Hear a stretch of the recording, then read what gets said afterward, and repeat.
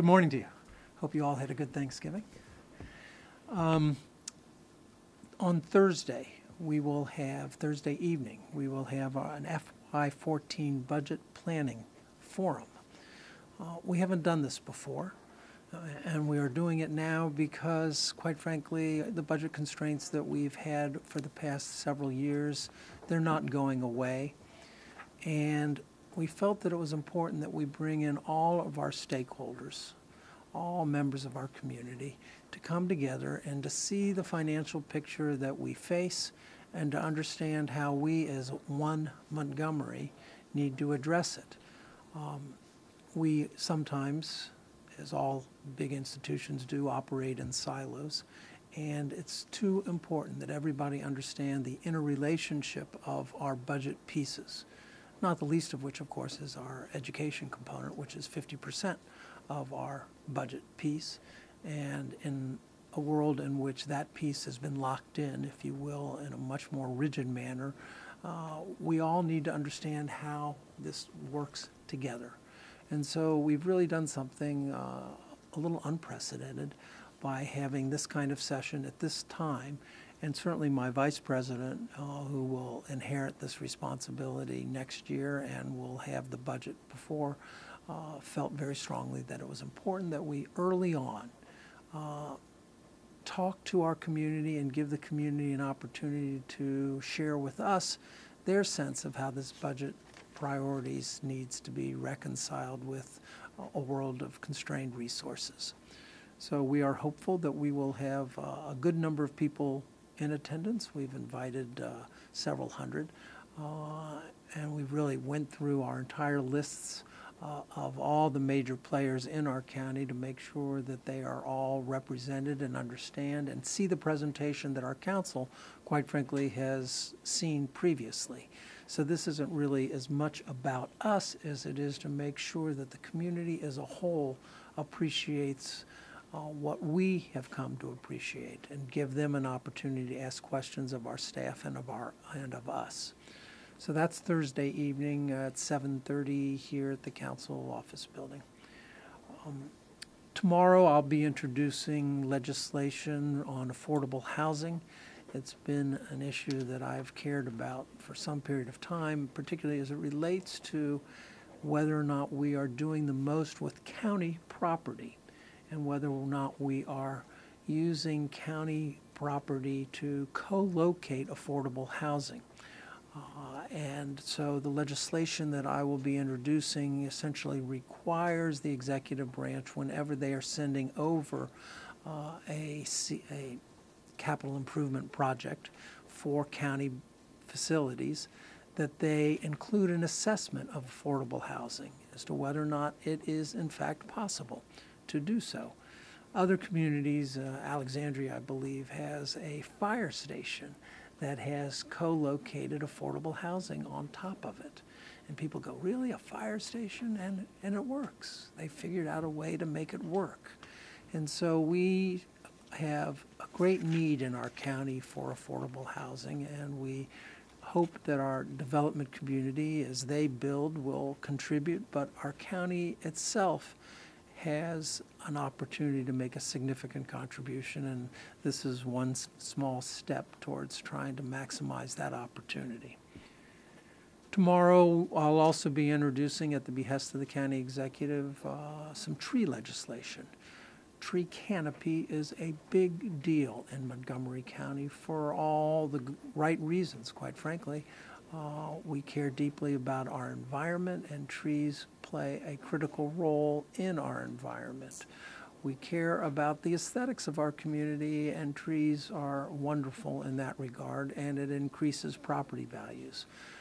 For a number of years, 5, I believe, the county executive has been struggling with amendments to the forest conservation law, which previously only protected trees at when land was disturbed 40,000 acres, in a context in which a forest is 10,000 acres. So there has long been the view that we need to amend that forest conservation law in order to provide greater protection for trees. And the county executive has finally sent over legislation that, in his judgment, will achieve that. I am sure there will be many discussions with respect to this, because it is something that has taken a long time to bring to us, and I am sure with good reason.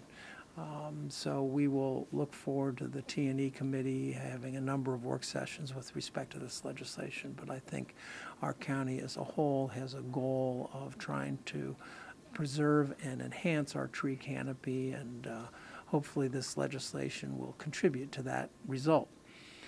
I also thought it was important, and hopefully the conversation isn't going on in this moment, but it may be. The GO committee today is meeting on the digital government initiative that our county is really embracing.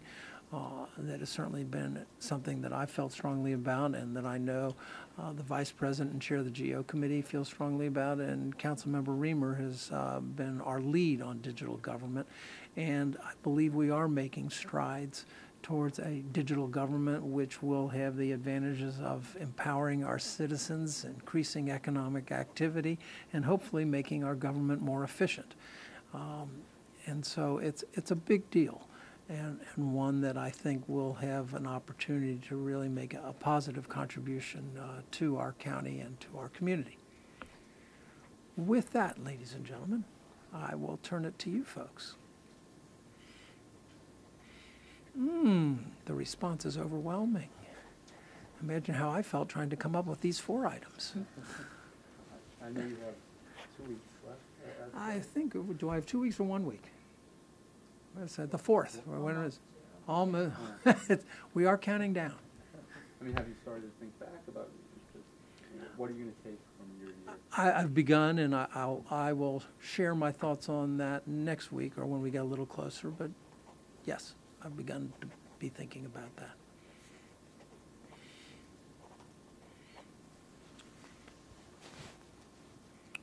Anything else, guys? You were asked last week about the Chief Innovation Officer. And Yes. I think that goes along with the open government. It does indeed. So if you could just again talk about why you pushed for that, and what concrete things are you hoping comes out of that position? Well, actually, all the things that I just articulated with respect to digital government, I believe, are inherent in a Chief Innovation Officer approach. The goal is for Montgomery County to demonstrate that it is innovative. The goal is to make sure that we are empowering our citizens, increasing economic activity, and increasing our government's efficiency. So all of that is wrapped in what a Chief Innovation Officer hopefully will be doing. And I'm confident that the county executive's choice in that regard is well suited to the position, and I do believe that we can make a very major advance in opening up our government and being more innovative. The power of citizens has not been, in my judgment, used as much in our county as it can be. And I think that the new technology that exists today allows for that.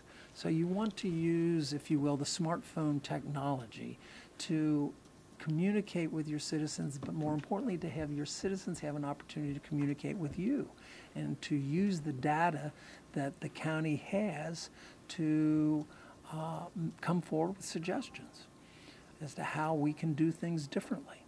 So it's very exciting, really, as to what the potential is. And our county I used to hear a lot that we love the Montgomery County way. And now we need to come up with new ways. And so the Chief Innovation Officer is designed to help promote a culture of innovation. And our county has a great track record in many realms of having done things with respect to affordable housing, even for our MPDU program is one that people talk about throughout the country. So it isn't as though our county hasn't been innovative in the past. but it's time and important always to sort of hit the refresh button, and that's what this is about. Have you met Dan? I have indeed.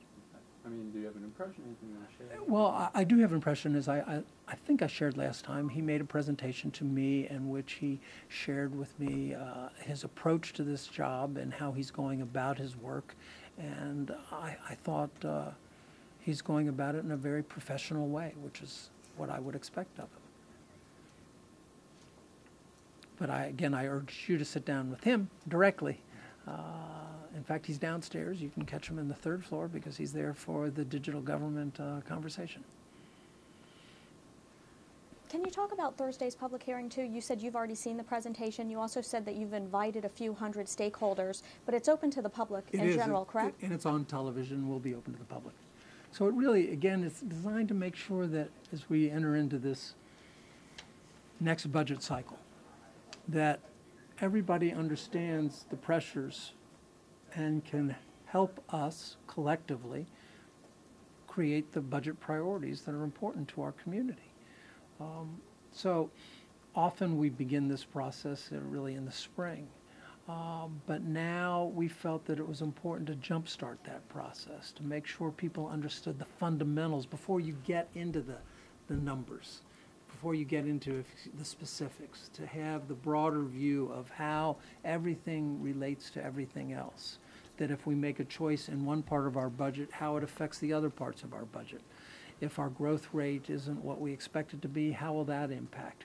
If our school obligation increases by another $23 million next year as it did this year, what does that mean for the rest of our budgets? So it's those kinds of considerations that we wanted our citizens to understand in the same way we do, so that they can be more active participants in our discernment process going forward. Thank you.